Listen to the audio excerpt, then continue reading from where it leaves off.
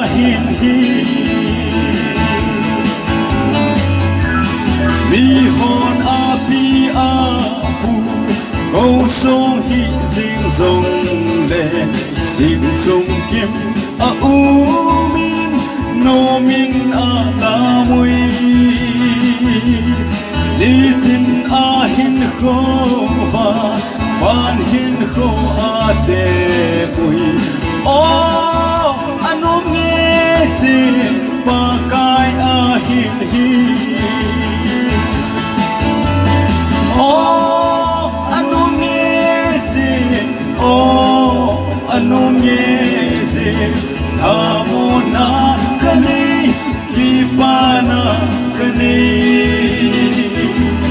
lấy set nộp sa na to te ka thi a hi lo o anom nghe si pa kai a hin hi hi lấy set hem na ho ai su boy si zong le se su ai zo pi ki pa la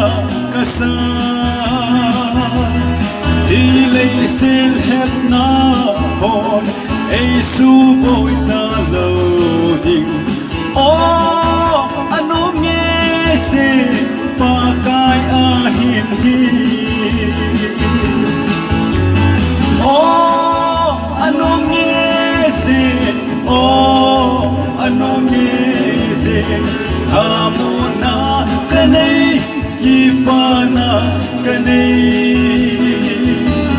lấy set nộp sa na to te ka thi a hi lo o anom nghe si pa kai a hin hi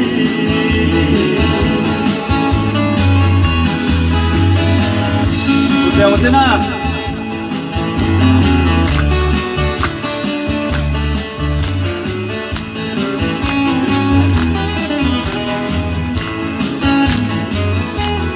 lấy xin a gen thấy lệ đêm vai in rồng lên mịt a mu thấy lâu kia ba na chu cái này lấy xin lâu pi na ki ba na chăm kim đâu o anom nghe si pa kai a hin hi o anom nghe si o anom nghe si amona kanai ki pa na kanai lấy set nộp sa na to te ka thei a hi lo o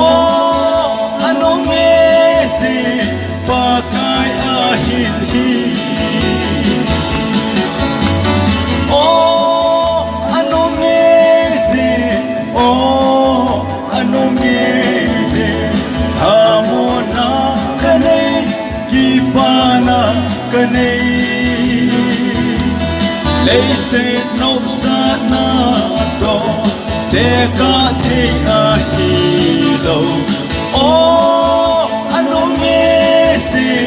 pa kai a hin hi